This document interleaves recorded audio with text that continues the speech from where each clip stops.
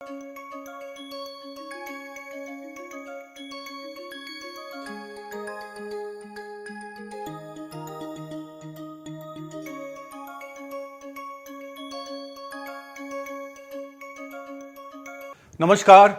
I'm Devdeep Purkayastha from the Indian Institute of Technology, Bombay. Welcome to this career development workshop. It's the number 3 in the series. It's about growing your communication. The first 2 were about growing yourself and then growing your team, and both are available at the NPTEL Plus platform. But before I get into the module and the course, have a look at what's on the screen. Body language is the language of leadership at first sight. So body language can be of many different types. For example, when you are meditating, you have a certain body language. When you are exercising or doing yoga or practicing your sports, you have a certain body language. Body language also varies across different kinds of leaders. A spiritual leader, a saint, or a priest will have a very different body language than a cricket team leader or a football team leader. A political leader will have a very different body language than a business leader. But what's common is that the body language depicts the leader and strengthens the leadership style. Most of the time, leadership and strong body language will go hand in hand. Since this is a career development workshop, we will talk leadership in the context of business or more broadly in a career. And the career can be in civil services, it could be in the armed forces, it could be in academic environment as a head of an institution, and so on. So with that, let's just very quickly recap the workshop framework. We started with verbal, and today we're going to talk about non-verbal, which go hand in hand, because what you say orally is what needs to reflect in different aspects of your body, which is what we'll talk today. In the future, we'll talk about written and social media communication.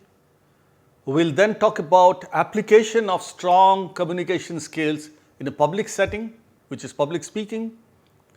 And we'll talk about it in a more smaller or where you need to be persuasive, let's say 1:1 with your boss, with your subordinate, with your team. It's not public, but you still need to be persuasive, for example, with your customer.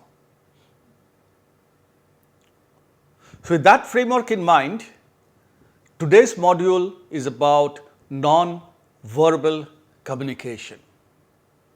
So what is non-verbal communication? Why is it called non-verbal?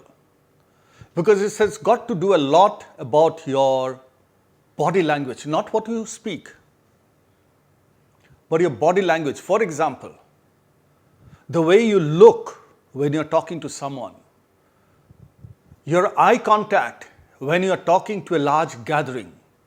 Let's say you are in a large conference room and you've got 1,000 people listening to you, and your eye contact as you look around the 1,000 people. It's about how you position your arms. It's like this, it's like this, it's like this, and so on. It's about how you stand. Do you stand confidently, or are you always shaking your legs, and so on and so forth. It's about how you sit. Do you sit in a relaxed and a confident way, or do you sit in a stressed out, leaning forward way? It's about, for example, how you shake hands. When you're shaking hands, it's a body gesture. You're not saying anything. You may say something with your shake hands, hello, hi, whatever, but it's also the way you shake hands. the way some leaders would have seen actually hug other leaders as a sign of friendship. All of this comes under the ambit of non-verbal communication. In this module, I will give you some tips and techniques about how to practice good non-verbal communication. But this is a workshop, and you need to develop your own good, strong, expressive non-verbal communication. We'll talk later on about how you can develop that non-verbal communication. For example, by watching your favorite leaders. It could be the CEO of your company. It could be the director of your college. It could be an army general if you're in the army. It could be a political leader who you admire, whoever you admire, and how he talks in public. It could be film stars playing a role. Film stars play many roles. They do a good job when they play different roles, so you can watch them. So strong body language you can develop over time. The way you walk, the way you speak, not what you speak, not how you speak, but your body language when you speak. So in this module, I'll give you some tips and techniques, as I said, but you need to work on your body language. So what are the benefits of non-verbal communication? In some situations, non-verbal communication doesn't matter. For example, if you're doing a scientific technical discussion, deep technical discussion, the focus is always on the content, the theory or the science, not necessarily on the body language. Similarly, if you're performing on stage, singing or dancing or doing a drama, maybe non-verbal communication is only important to the extent of that art. But if you're in business and if you're building a career, you have to establish over time strong leadership presence. You may start your career as a student and joining as a management trainee, but soon you'll become a team leader. Then you'll become a junior manager and a senior manager, then a vice president, then a president, then a CEO, and then a CEO not only of a country, but maybe many countries, and then a global CEO. So you go up the ladder. But as you go up the ladder, in your career, you have to behave and come across as a leader. And you have to come across as a professional who knows what he's doing and what he's saying and reinforces his verbal message with his non-verbal. For example, if you become a CEO or if you're watching a CEO of your company, observe how he talks to his entire company, large number of people. Similarly, body language is also important in a cultural context. For example, in some cultures, it's okay to shake hands. But in some cultures, including in our culture, it's not always that we shake hands. We may do a namaskar, or in some countries, they will bow, or they do what is called an Y. So there are cultural differences, even in simple things like shaking hands or doing a namaskar. Eye contact itself, the culture varies. In some culture, direct eye contact is okay between the boss and the subordinate, between a junior manager and a very senior manager. And eye contact is okay because you talk directly with eye contact. But in some culture, when the seniors are speaking, the junior may not want to have direct eye contact. So it's very important to understand the cultural connotation of body language. Because if you are from, let's say, north of India, and you go to the south of India, the east of India, or northeast India, it is important that you are sensitive to the culture of that part of India. It's always good to be culturally sensitive, and in your body language, take care that you reflect the culture. It takes some coaching, it takes some training, it needs some skills development, it needs some time, but trust me, it is worth doing for you to develop in your career.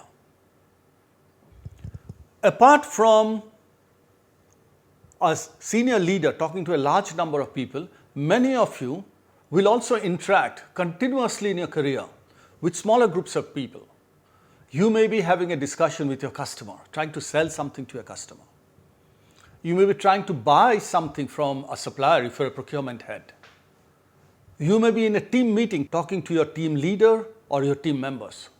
You may be in a company meeting, a small company meeting, but from different departments. And you're talking to people from other departments. You're continuously interacting in your career, as you are doing when you are a student. So apart from your body language in public or in cross-cultural setting, it's very important that you have the right body language when you're talking in smaller groups of people. For example, you have to come across as someone maybe who's positive, who is encouraging, who is trustworthy, who is open, who's transparent, who you can do business with, who you can work with. Similarly, if you are a startup founder and you're pitching to investors to raise a certain sum of money, it is important that come across as someone who is confident about his idea, about his solution, about his customer base, about his go-to-market plan, and so on. Because the investors, before they lend you their money, they'll be judging you more than your idea or your business model. So to generate that confidence in the mind of others as they listen to you. And that comes not only through what you say, but how you say it. So, nonverbal communication to persuade in smaller groups. Lots of times also, there will be conflicts. There will be debates, there will be disagreements, there will be a crisis when things have gone horribly wrong. And if you are in charge of that crisis management, if you are in a conflict situation, you have to be able to resolve the conflict and solve the crisis. And therefore, at that time, what you say and your body language as you say it is very important. For example, in a crisis, if you are the man in charge or the woman in charge, you cannot come across as someone who is yourself stressed out, anxious, breaking down, and cannot give confidence to the others. You will then grow panic in the entire situation. It will make a crisis worse. Similarly, if you're in a conflict situation, a heated argument, a debate, you need to have the body language to calm people down. Because at that point in time, when everybody's shouting, if you yourself start using aggressive body language, okay, versus calming and soothing body language, it will make the conflict worse. So these are all the situations where your non-verbal cues have to match your verbal cues, what you are saying. Before you get into how you can improve your non-verbal communication, there's one watch out, which is that any communication needs to be authentic. So this workshop is all about not only good communication, but authentic communication. So you can look at the screen and see the differences between when you are communicating authentically, honestly, trustworthily, versus when you are using your body language and your overall communication to manipulate or deceive. And that happens a lot. A lot of people are out to cheat other people, con other people, confuse other people, get something out of them unfairly. And many of the people who are con men or cheating, lying, do a good job of non-verbal communication. They will have a body language which is geared to generate trust or energy or make you do the wrong things, influence you in the wrong way, versus when you are trying to influence people in what is genuinely a win-win, a good way kind of outcome that you want. So that's just a watch out that you yourself need to look out for inauthentic, fake verbal and non-verbal communication, whilst you yourself are authentic in your communication. So that's just a watch out. So how do you improve your non-verbal communication? Obviously, this is a workshop. I can only give you some tips and techniques, but you have to practice. And we'll talk later about how you can practice continuously till you improve and become a world-class communicator. So here's an easy to remember framework. Like in other workshops and all modules, I try to provide a simple to remember framework if you wish to improve this aspect. I call it the Osgood framework. Starts with O, which is observing. For you to observe people around you and for you to observe yourself. We'll talk more about it in a while. S is for synchronizing, because you need to synchronize with the people around you. For example, if you're in a happy situation, you cannot probably look very glum or sad. You can still feel sad, but if you want to influence that body of people, you need to fit in with the mood or the ambience of the people. If it's a sad occasion, then you cannot be really jumping up and down with joy. So synchronizing. Third is about controlling yourself. Many of us have behavior pattern. We sit in a certain way, we stand in a certain way, we shake our legs in a certain way, we do finger gestures like this, we hold our arms in a certain way, we look in a certain way, we scratch in a certain way, and some of them do not come across in public or with others as very positive. So you need to control that. But the flip side is you need to amplify body language which is positive, which is influential, which gives confidence to others and build trust in others. R is for relating, which is the empathy part, the empathy in your voice.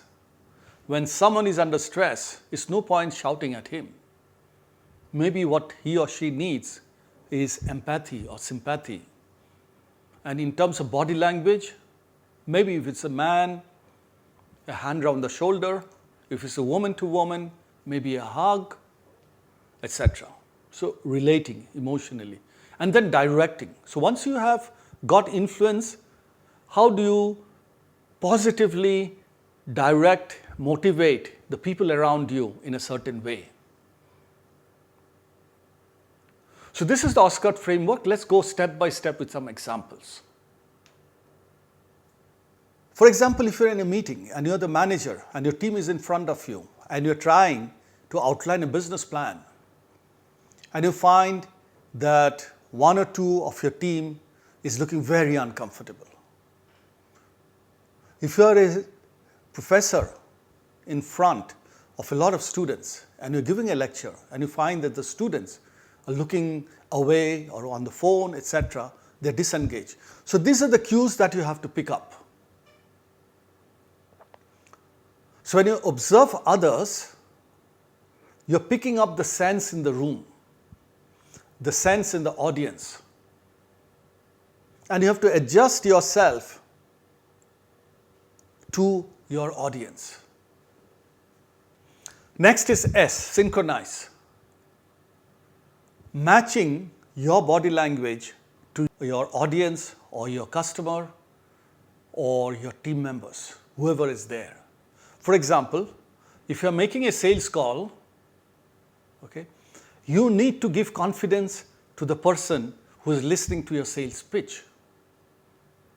You need to sound enthusiastic. You need to listen to him. You need to answer your queries. If he has a doubt, you need to resolve that doubt. You need to help him decide. Similarly, if you're a community leader and you're meeting a bunch of your community people, you need to connect with your community on whatever that community is all about. If it's all about an art and craft and improving livelihoods and lives in that community, you need to connect with them around the art and the craft and the lives and the livelihoods.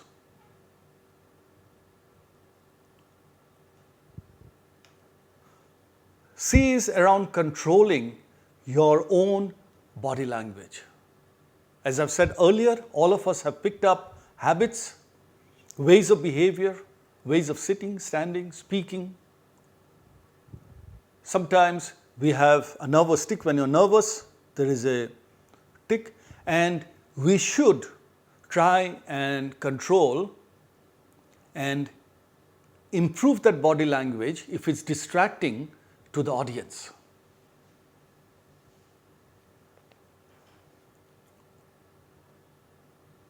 And that is about controlling your own body language. And the flip side of it is, while you control your negative body language, you amplify your positive body language. So some of us may habitually have a very weak handshake. For example, in some cultures, in Asian culture, handshake may not be very natural. But if you are meeting with a Western counterpart or someone who expects a handshake, you need to work on a firm, straight handshake with eye contact. So you need to control behavior that doesn't build trust, doesn't connect with the audience, doesn't build openness, doesn't build faith, doesn't drive engagement. You need to control those and amplify the ones which makes you come across as an open, trustworthy, positive, confident leader or a person. And the other side of it is the empathetic body language. For example, if you are a mentor and your mentee is very depressed or feeling bad, you may want to lean forward and give him that confidence that I'm here for you. Don't worry. This is also important if you are a doctor, for example, and a patient comes to you. Whatever be the seriousness of the sickness of the patient, a doctor's job is still to give some confidence and not really discourage and make the patient more depressed than already he is. So the doctor is good to have maybe a positive body language, a calming, soothing body language, even if the patient is very unwell. So the doctor can still give the relevant information, the correct information, the true information about the ailment, but at the same time, maybe not depress the patient too much or exaggerate the condition of the patient. And of course, then the last part of it is direct. So once you have built and connected with your audience, you will probably need to direct or influence your audience, be it a customer, be it your team, be it your entire company town hall, be it your sports team, be it your followers. You need to direct them with your body language in a way which is good for everybody. So with your customer, if you have struck a great deal, which is good for the customer and for yourself, you need to then direct them and say, okay, let's sign the deal, let's move on with the order and make sure that your business flourishes. And by the way, we will also benefit with your association.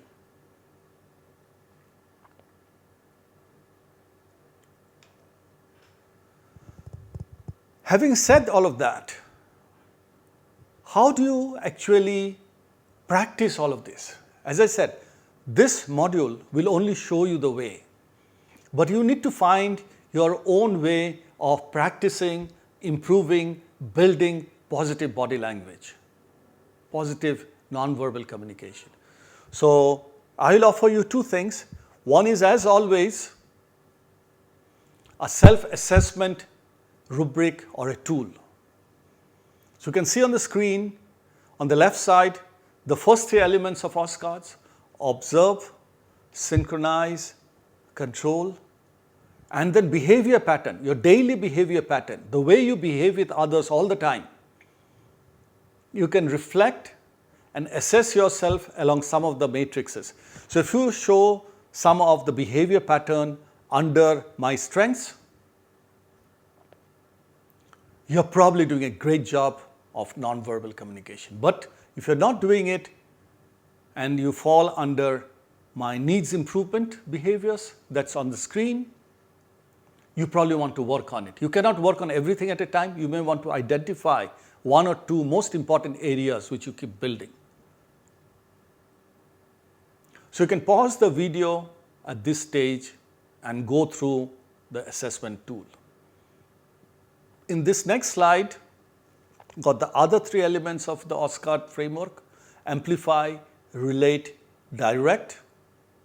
And again, their behavior pattern, and you can reflect, assess yourself, and then choose one or two areas which you want to really work and improve on.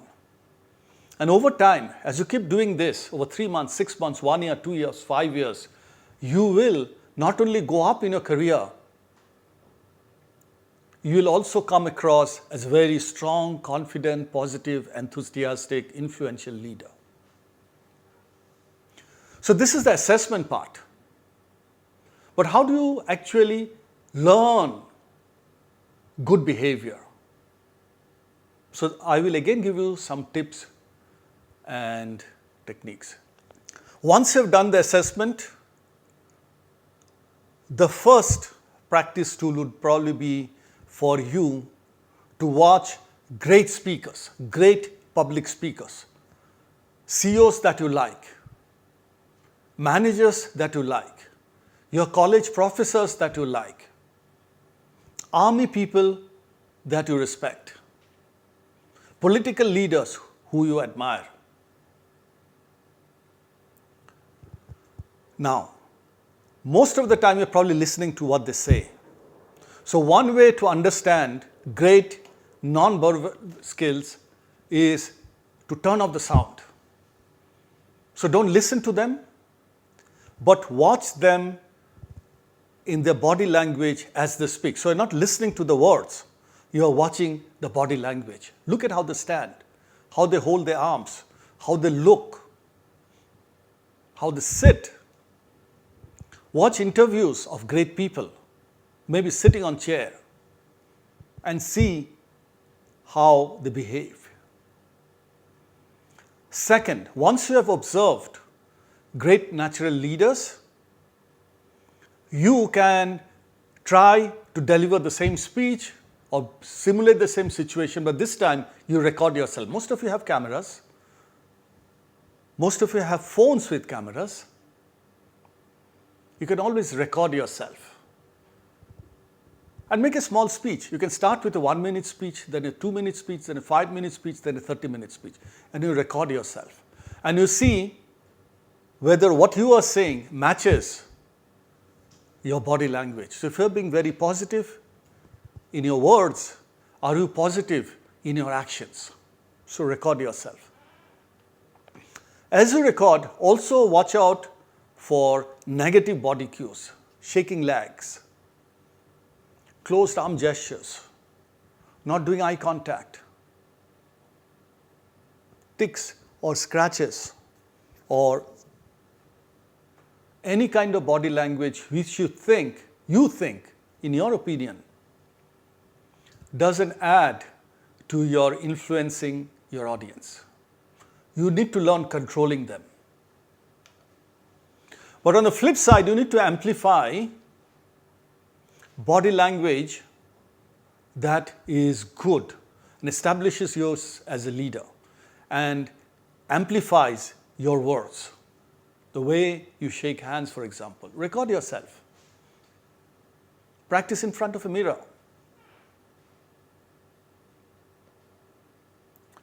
Relate, which is to show empathy, engagement, sympathy, and in terms of emotional connecting. So connect in ways and take feedback. Maybe you cannot record yourself in these situations, but you can always take feedback and say, hey, were you okay when I talked to you in that situation?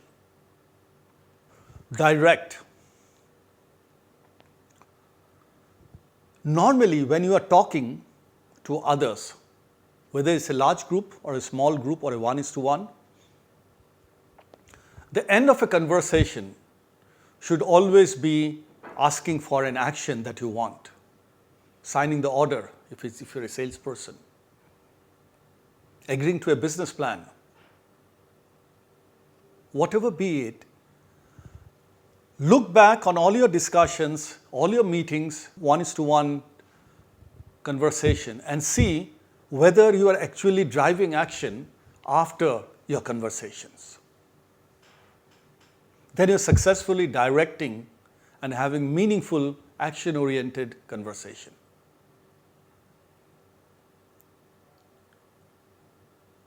So with that, I would now request that you take 30 minutes off after this video, reflect some of the tools and techniques, do the assessment using the assessment tool, and start observing great communicators, verbal, non-verbal.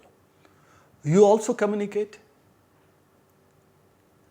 So take some time off as soon as possible and start improving yourself. And then you do it after 1 month, and after 3 months, after 1 year. And as you keep doing it, hopefully you become an outstanding verbal and non-verbal communicator. So with that, this is the end of the module. Thank you. Good luck. Namaskar.